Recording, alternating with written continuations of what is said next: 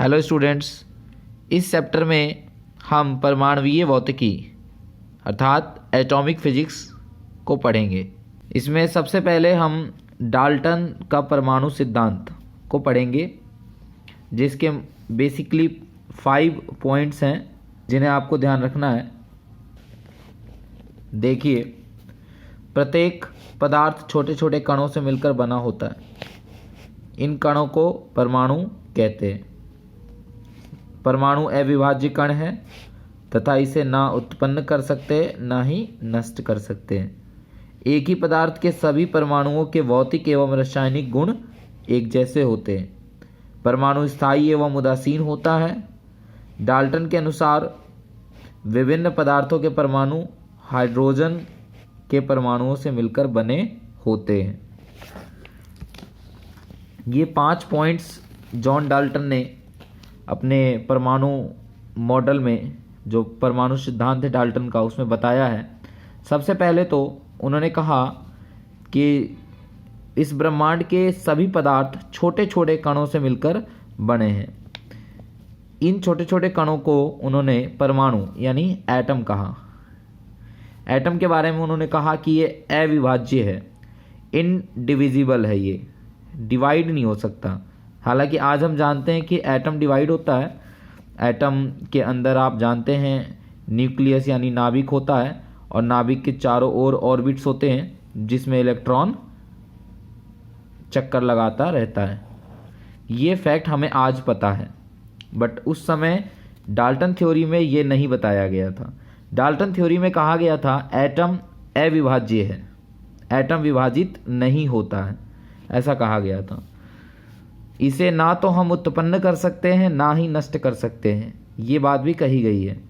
Next, एक ही पदार्थ के सभी परमाणुओं के भौतिक एवं रासायनिक गुण समान होते हैं।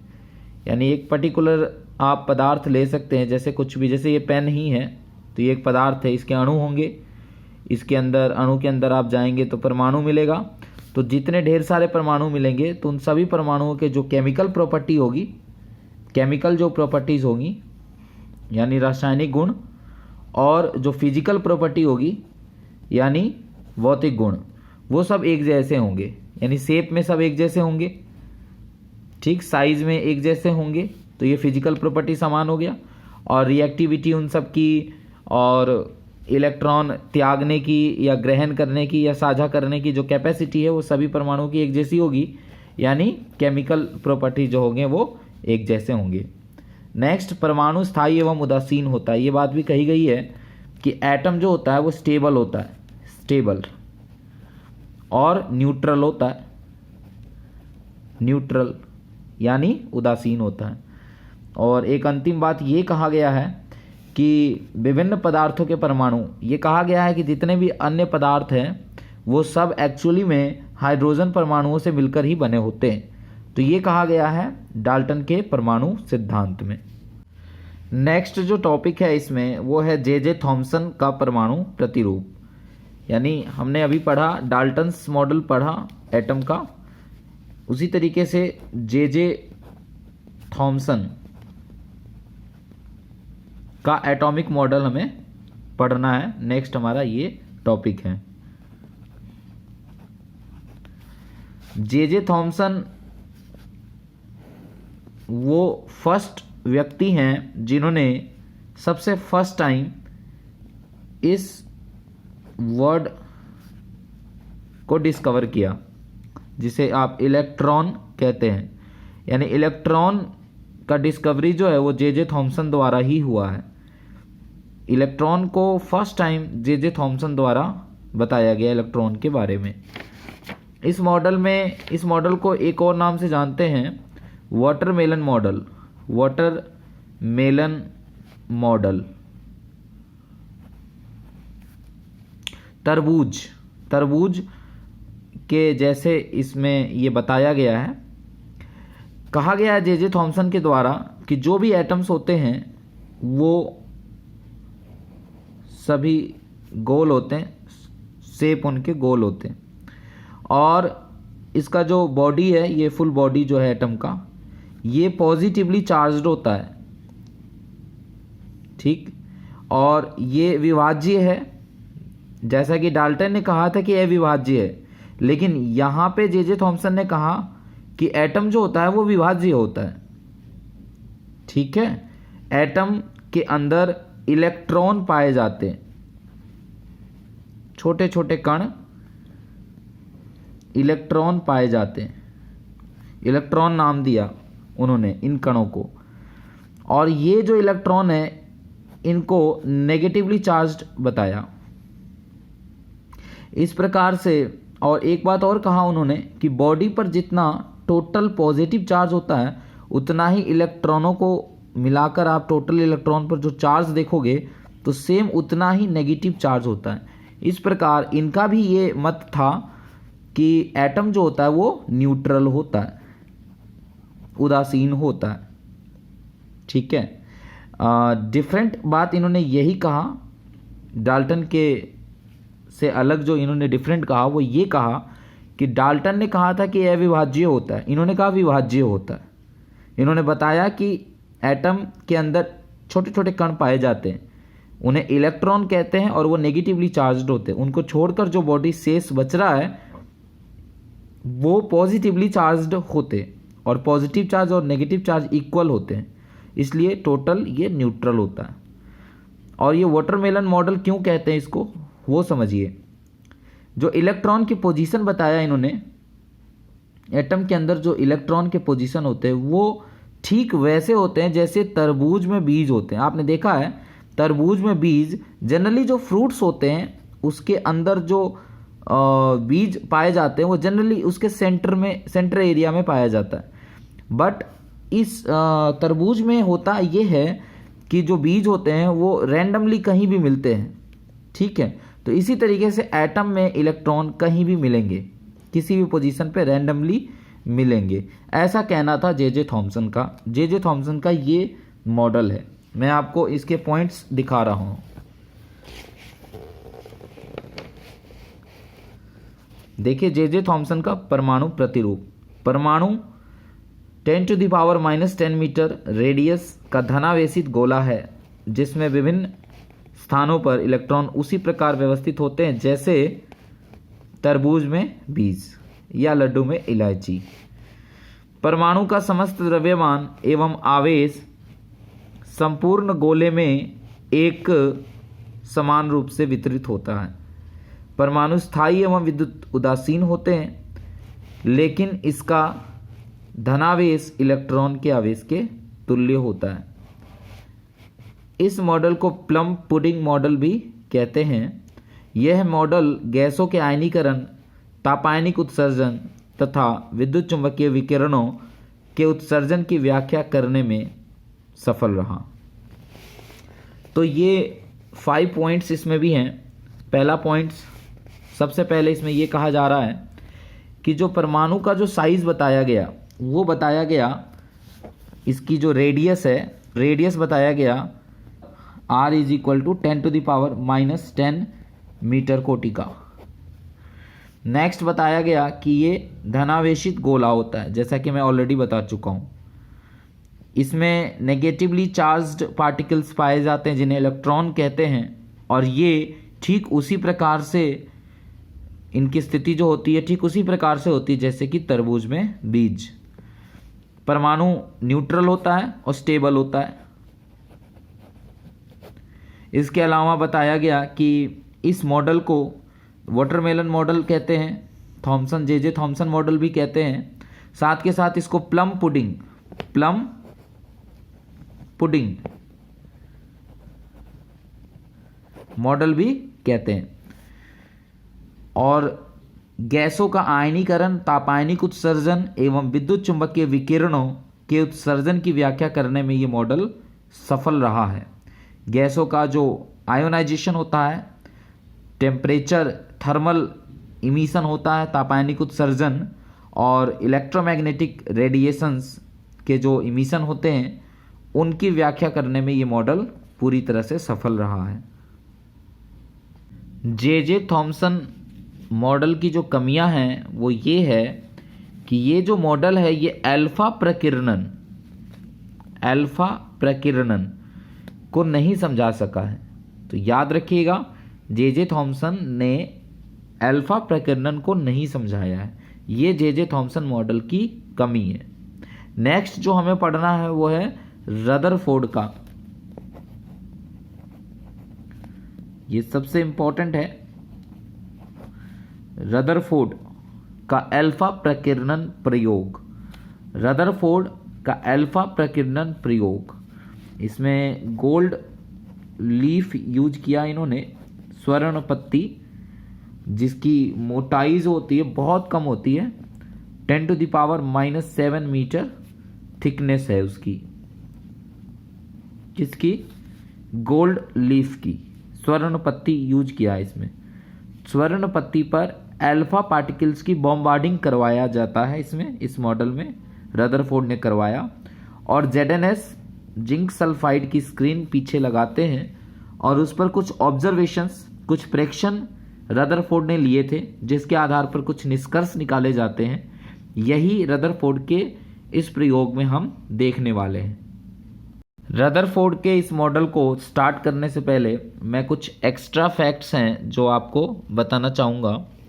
देखिए, ये जो हमने सबसे फर्स्ट में पढ़ा, जो कि जॉन डाल्टन का परमाणु सिद्धांत है, वो जो उसका सन है, जो टाइम है, वो है यहाँ पे मैं लिख रहा हूँ, याद रखिएगा, एग्ज़ाम के लिए इम्पोर्टेंट नहीं है लेकिन फैक्ट है, आप याद रख सकते हैं, 1803, ठीक है।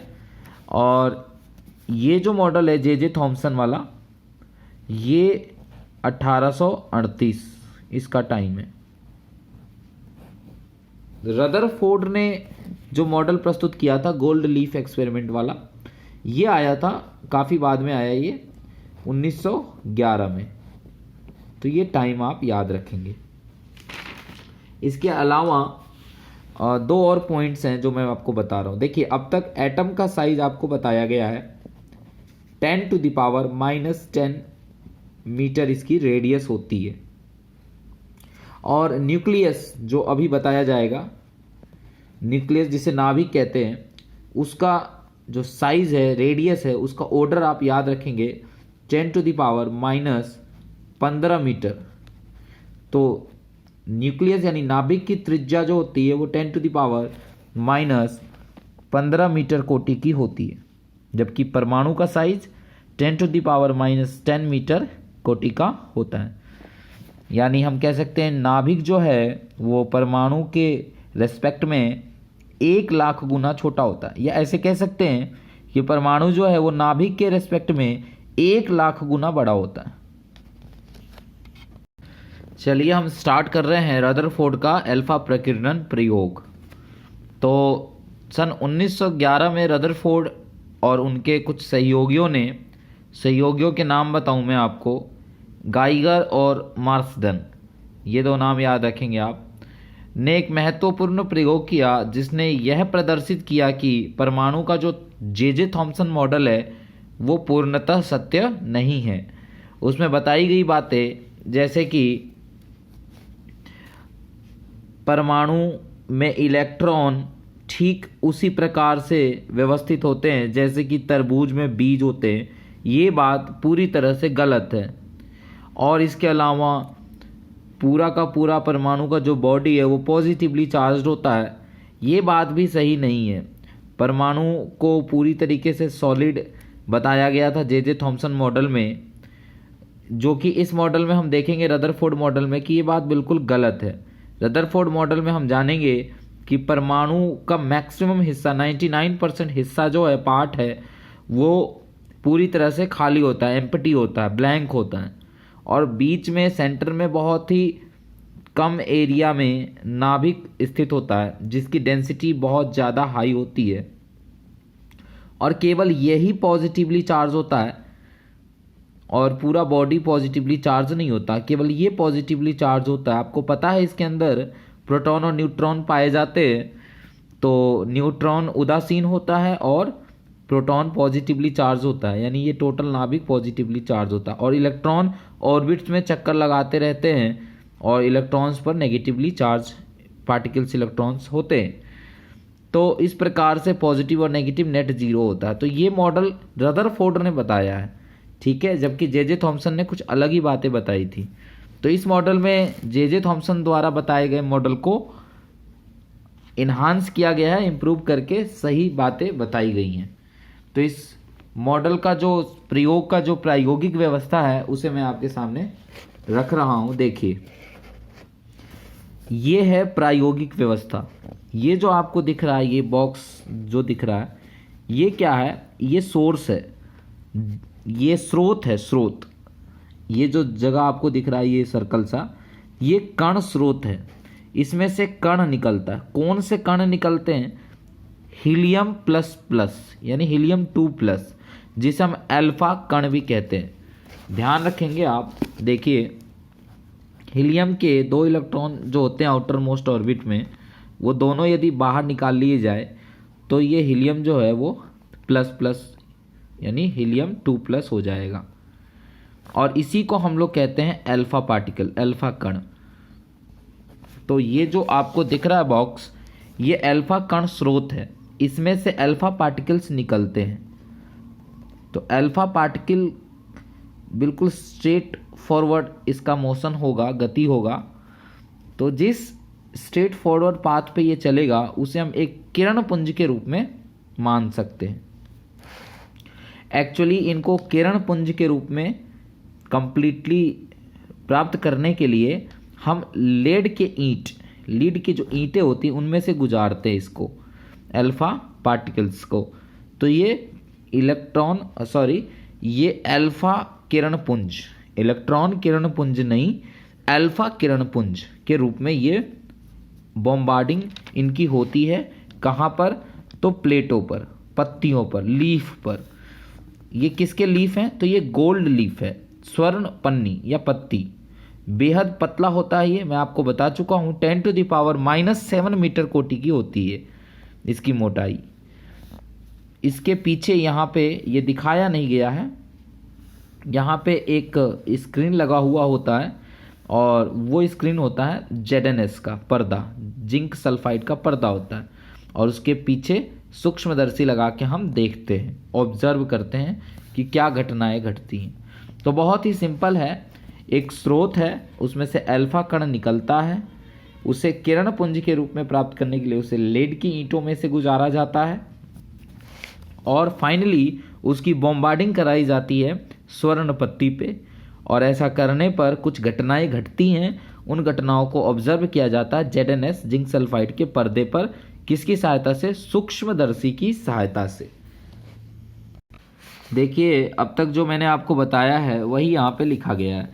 चित्रानुसार शीशे के बॉक्स ये है में रेडियो सक्रिय तत्व, रेडियो एक्टिव एलिमेंट्स को रखा जाता है। जैसे आप देख सकते हैं पोलोनियम, थोरियम, यूरेनियम, बिस्मथ। तो इस प्रकार के रेडियो एक्टिव एलिमेंट्स रखे जाते हैं इस बॉक्स के अंदर। ये इसलिए रखे जाते हैं क्योंकि रेडियो एक्टिव जो तत्व हैं उनसे अल्फा कण उत्सर्जित हो सके। तो इनमें से अल्फा कण उत्सर्जित कराया जाता है, मतलब निकलता है। इन अल्फा कणों को लीड की ईंटों में से गुजारा जाता है ताकि ये किरण पुंज के रूप में प्राप्त हो सके, जैसा कि मैं ऑलरेडी आपको कई बार बता चुका हूँ। फिर बॉम्बार्डिंग करा दी जाती है और ऑब्जर्वेशन लिया जाता है। तो ये बातें इसमें लिखा गया है, ठीक है। ऑब्जर्वेशन लेने के लिए सूक्ष्मदर्शी का इस्तेमाल करते हैं।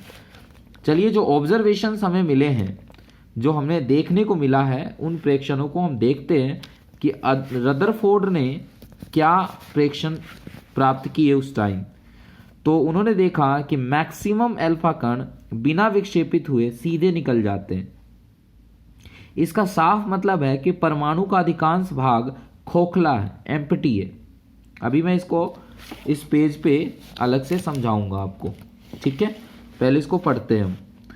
कुछ अल्फा कण 90 डिग्री से कम कोण पर विक्षेपित होते हैं, अर्थात परमाणु में केंद्रीय भाग में अवश्य ही कुछ धनावेशित भाग मौजूद हैं और बहुत कम ऐसे अल्फा कण होते हैं, 8000 में से एक, जो 90 डिग्री से अधिक कोण पर विक्षेपित होते हैं।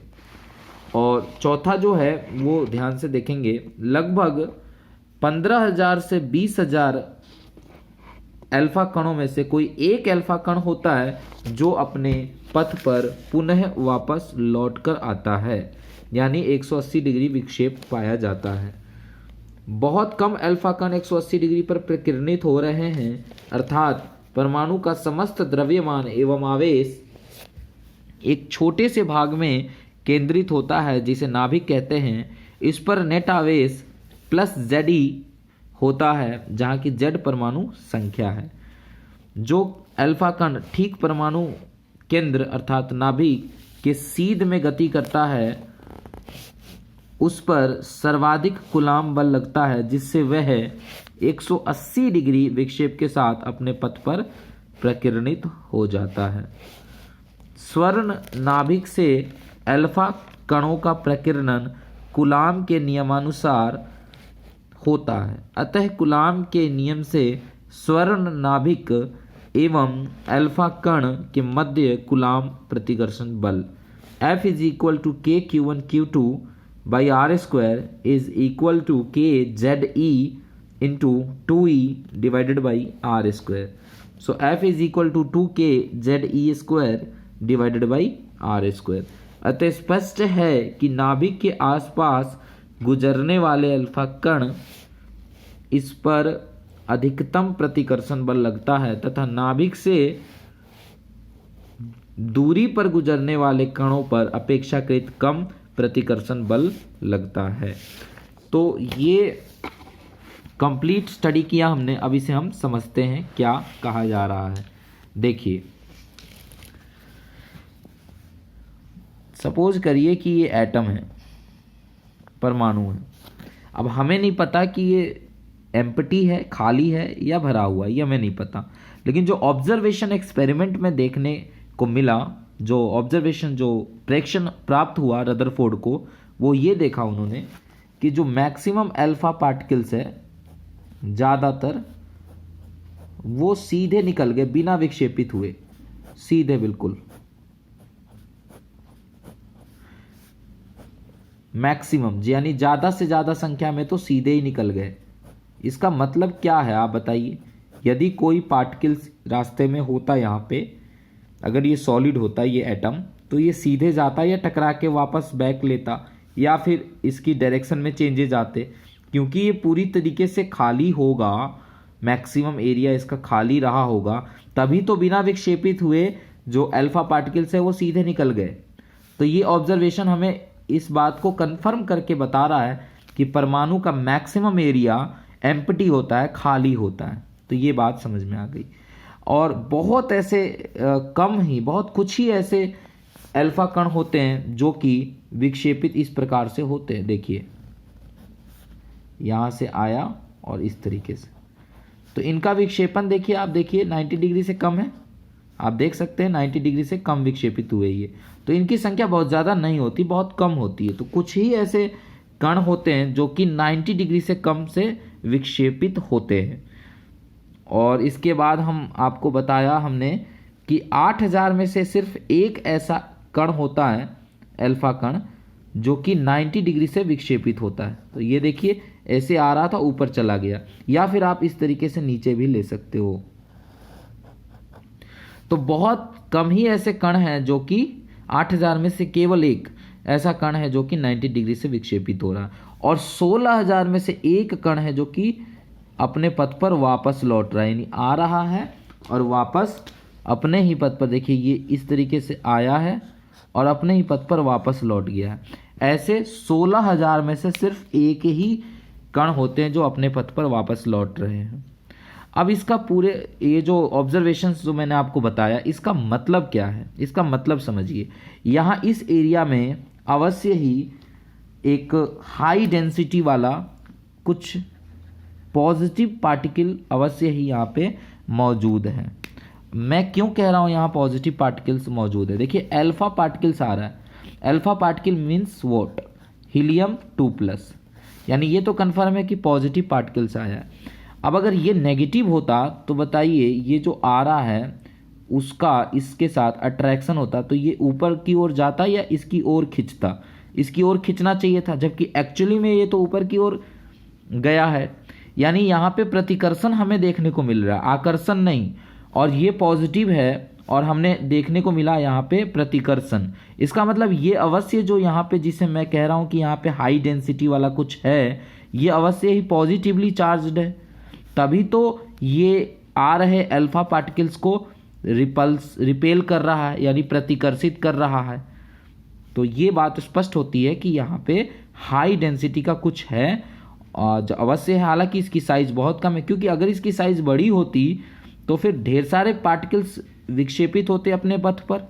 बहुत सारे पार्टिकल्स जो कि सीधे निकल गए वो नहीं निकलने चाहिए थे। तो इसका मतलब इसकी साइज बहुत छोटा होता है।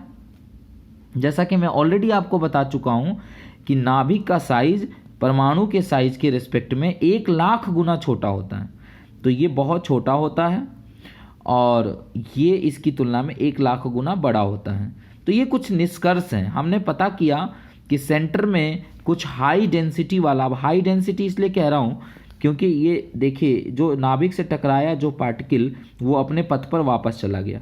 अब नाभिक इतना छोटा है कि ढेर सारे पार्टिकल नहीं टकरा रहे, तो इस तरीके से स्पष्ट है कि नाभिक की जो डेंसिटी है वो बहुत ही हाई है। बल्कि ये कहा जाता है और हम कह सकते हैं कि रदरफोर्ड ने तो स्पष्ट कहा है कि परमाणु का मैक्सिमम, बल्कि 100% एक तरीके से आप कह सकते हो, जो द्रव्यमान है और जो उसका आवेश है, पॉजिटिव आवेश, वो उसके इसी सेंटर में होता है। और इसी सेंटर का उन्होंने नाम दिया नाभिक।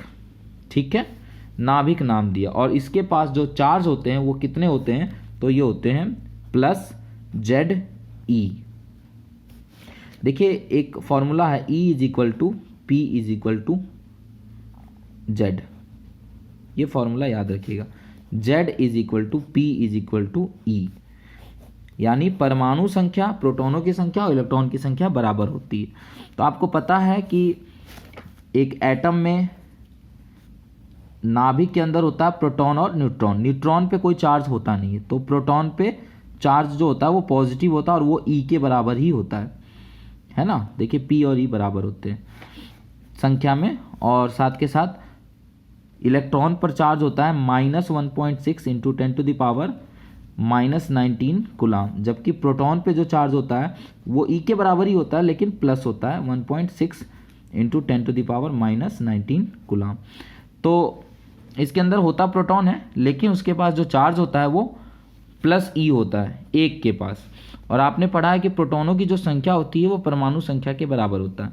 तो इसकी परमाणु संख्या, इस परमाणु की अगर परमाणु संख्या Z मानते हैं तो इसके अंदर प्रोटॉनों की संख्या कितनी हो जाएगी, Z हो जाएगी।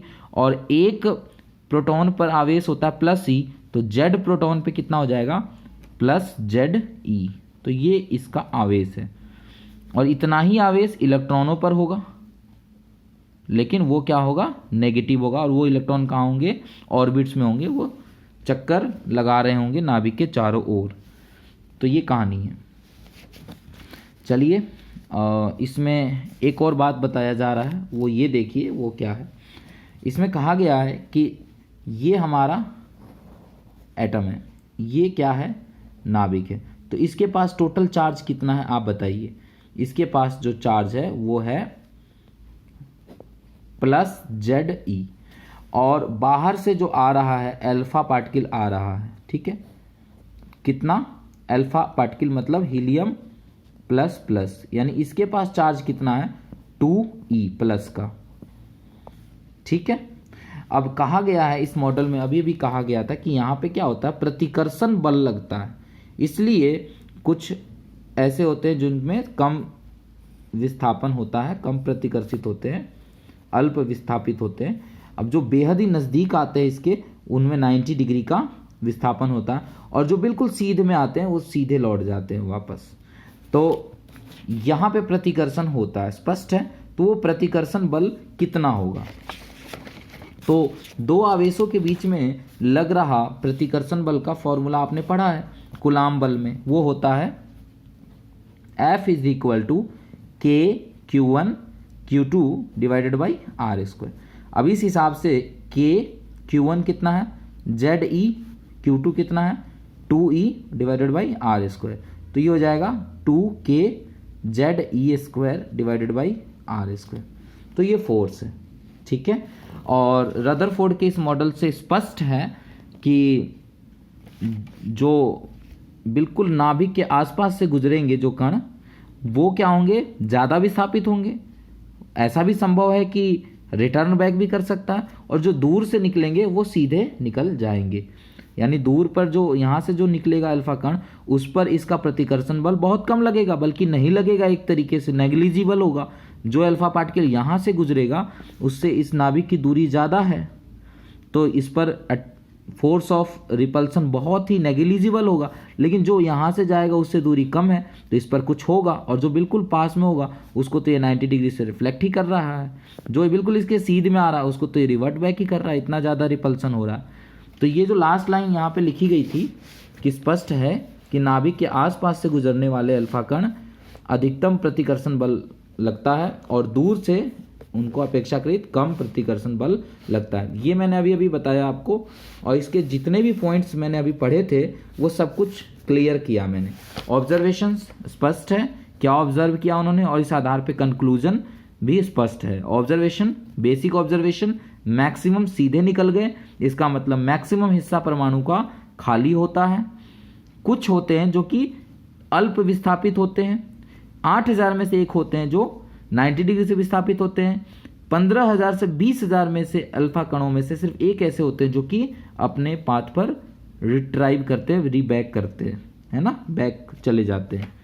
और इससे स्पष्ट है कि सेंटर में एक हाई डेंसिटी वाला पॉजिटिव चार्ज वाला कुछ मौजूद है, उसको ही हम नाभिक कहते हैं।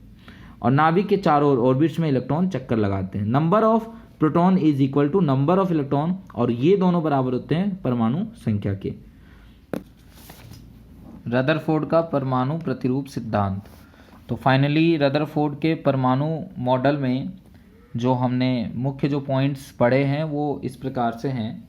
परमाणु का समस्त द्रव्यमान एवं आवेश एक छोटे से भाग में केंद्रित होता है जिसे परमाणु का नाभिक कहते हैं। इसकी डेंसिटी बहुत ही ज़्यादा होती है।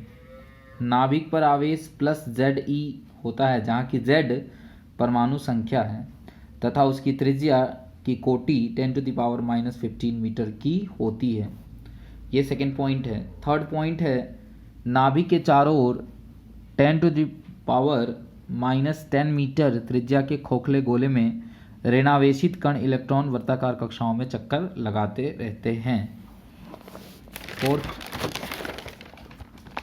पॉइंट जो है वो ये है कि परमाणु स्थायी एवं विद्युतता उदासीन होता है। तो देखिए 4 पॉइंट्स बताए गए हैं।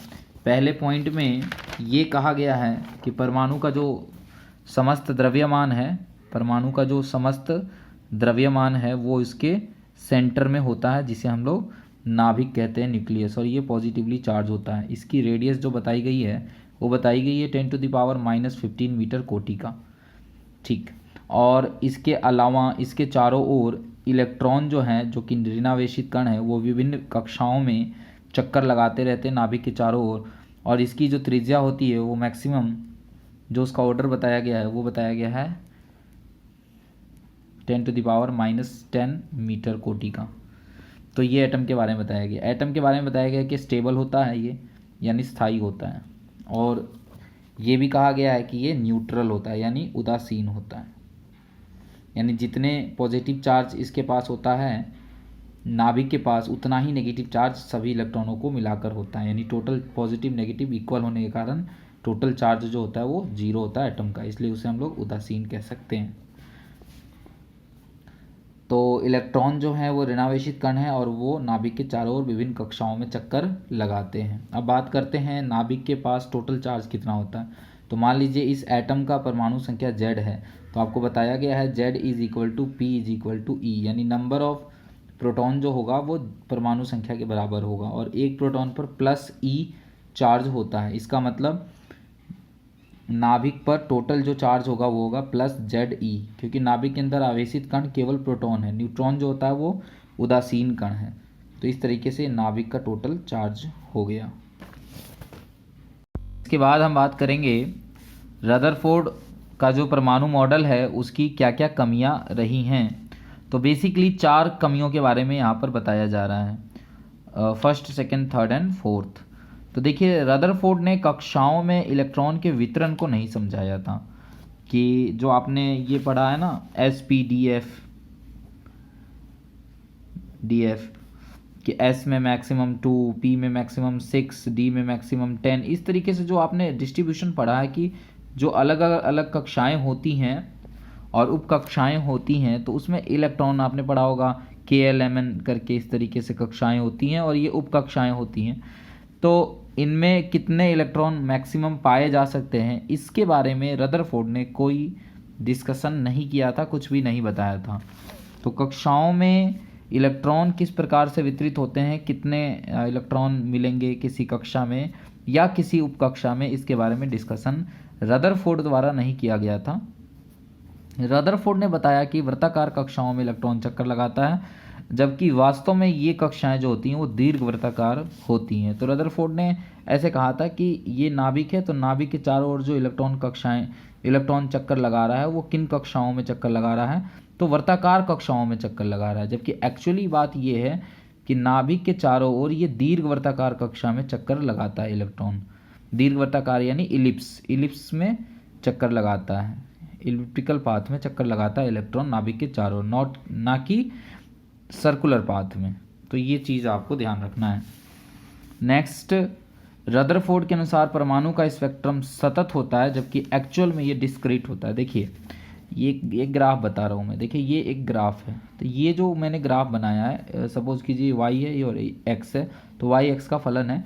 तो ये जो ग्राफ आपको दिख रहा है ये कंटिन्यूअस फलन है। कंटिन्यूअस फलन का मतलब सतत फलन है, ठीक, ये सतत फलन है, कंटिन्यूअस फलन है, ये कंटिन्यूअस है, यानी x के हर वैल्यू के लिए y का वैल्यू मिलेगा, तो उसे हम लोग सतत कहेंगे। इसी तरीके से एक दूसरा ग्राफ मैं यहाँ पे बना रहा हूँ, देखिए ये सपोज करिए y है और ये x है, y x का फलन है, लेकिन इस तरह से है, इस तरह से वैल्यू मिल रहा है, देख सकते हैं आप।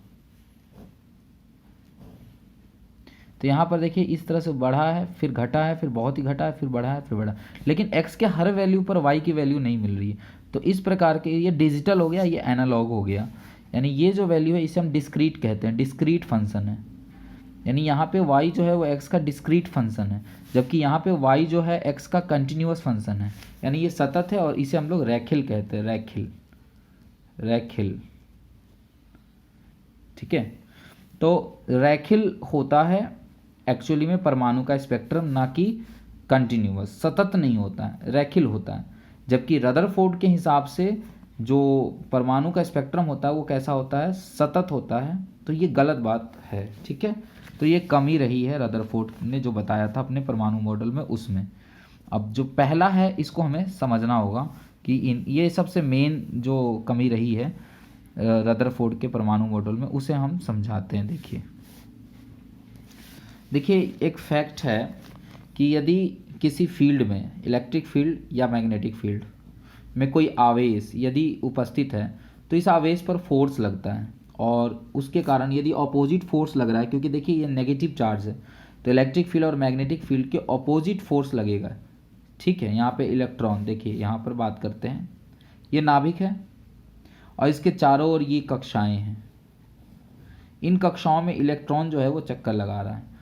तो नाभिक पॉजिटिव चार्ज है, तो नाभिक का अपना एक फील्ड होगा, इलेक्ट्रिक फील्ड, उसमें इलेक्ट्रॉन जो कि आवेश है, नेगेटिव आवेश है, वो चक्कर लगा रहा है। तो इस पर अवश्य ही एक नेगेटिव डायरेक्शन में, यानी ऑपोजिट डायरेक्शन में, इलेक्ट्रिक फील्ड के अपोजिट डायरेक्शन में इस पर फोर्स लगेगा, एक्चुअली में अट्रैक्शन का फोर्स लगेगा। यहाँ पर इलेक्ट्रॉन की अपनी एक वेलोसिटी है v, ठीक, और ये इसके चारों ओर चक्कर लगा रहा है इसके कूलाम्ब बल के कारण, अट्रैक्शन फोर्स के कारण।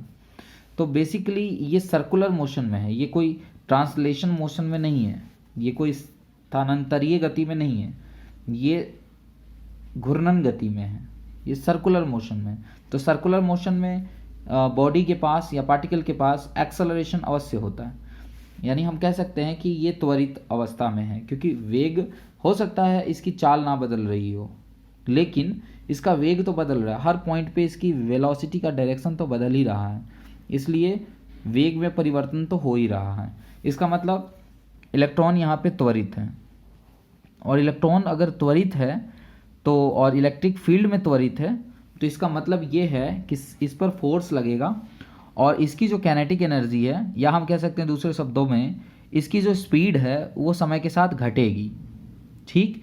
और जब स्पीड यदि घटेगी इलेक्ट्रॉन की, ये वेलोसिटी v यदि घटेगी, तो फिर ये अपने इस ऑर्बिट को मेंटेन नहीं कर पाएगा, यानी इस रेडियस को मेंटेन नहीं कर पाएगा। ये क्या करेगा, जब स्पीड कम हो जाएगी तो ये धीरे धीरे धीरे धीरे इसकी रेडियस घटते जाएगी।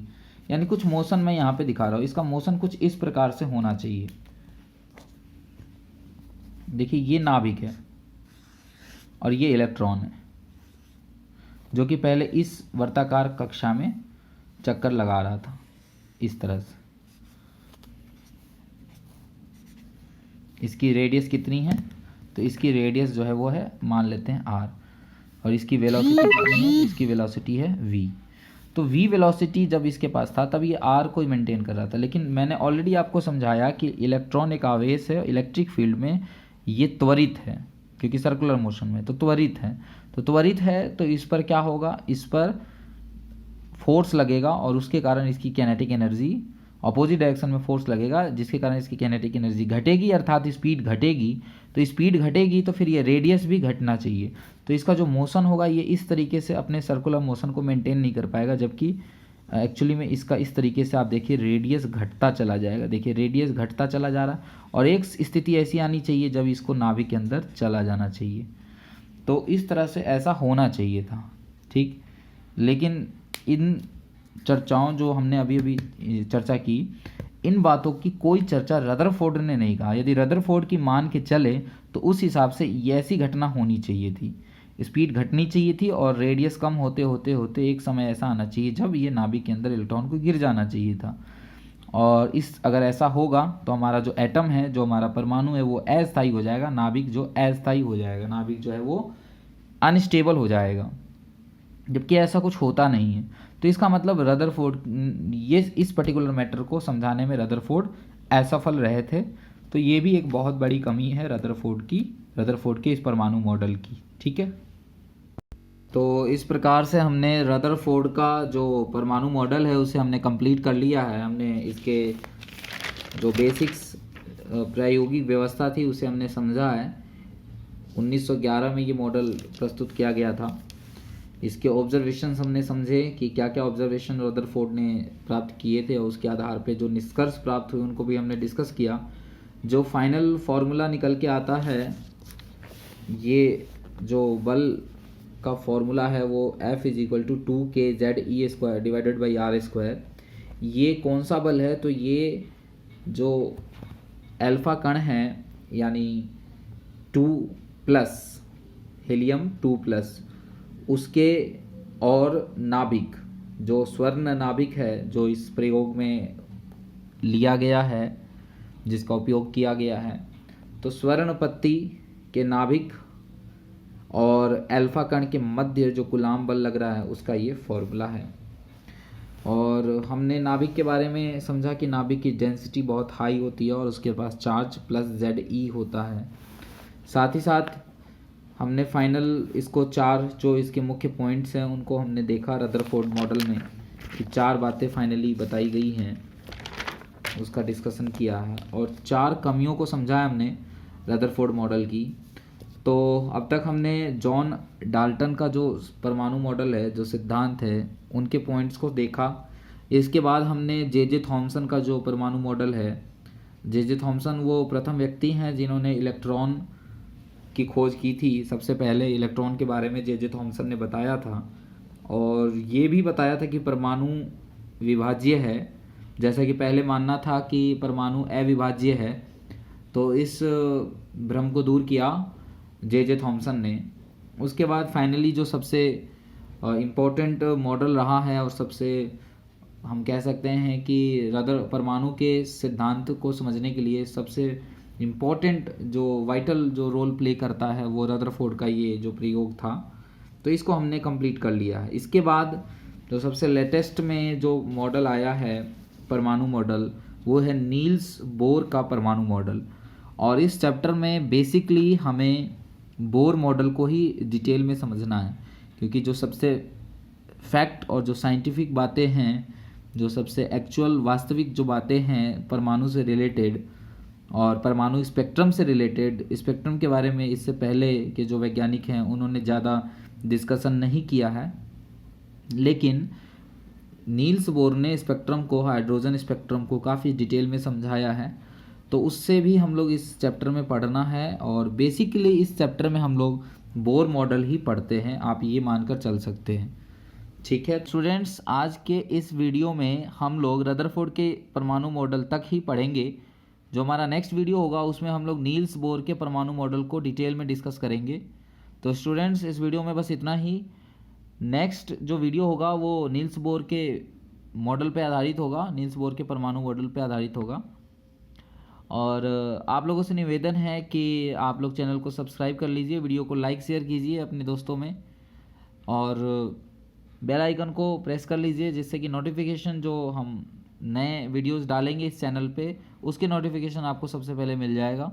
तो ओके बच्चों, धन्यवाद।